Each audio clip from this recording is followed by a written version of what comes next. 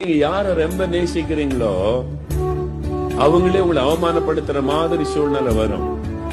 மனம் உடைஞ்சிரும். நம்ம இவ்வளவு நேசிச்சமே, இவ்வளவு அன்பு காட்டினமே, இந்த மாதிரி துரோகம் பண்ணி நம்மளை கேவலப்படுத்திட்டாங்களே. ஆண்டவர்ட்ட போன அவர் என்ன சொல்லுவார்? மகனே, மகளே, மனுஷனுடைய அன்பெல்லாம் மாறிடும், ஏன் அன்புதான் நிலையானது. என்ன பிடிச்சுக்க, அதெல்லாம் நேசிக்காத, என்ன பிடித்துக்கொள். அப்படி யாரு மேல உயிர் வைக்காதங்க.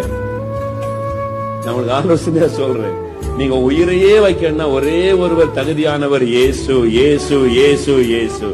அவர் மேல உயிரே வைங்க, உங்களை விட்டு விலகவே மாட்டார். அப்படி அன்பு மாறவும் மாற. இயேசு இல்லாம என்னால இருக்க முடியாது, அதான் சொல்லணும். இயேசோடு ஐக்கியம் வச்சு பாருங்க, அவரை விட்டு உங்களால விலகவே முடியாது.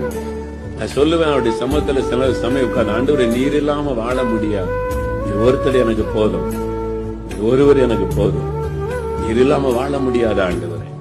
அவர் இல்லாம தாங்க வாழ முடியாது. வேற யார் இல்லாமலும் இந்த உலகத்துல வாழ முடியும். ஆமென். இயேசு இல்லாம தான் வாழ முடியாது. நமக்கு நல்ல தகப்பன், அவர் சிக்ஷிக்கிற தகப்பன். அவர் சிக்ஷையில ஒரு ஆசீர்வாதம் இருக்கிறது, அவர் தண்டிக்கும் பொழுது ஆசீர்வாதம் இருக்கிறது. சோர்ந்து போகாதிருங்க.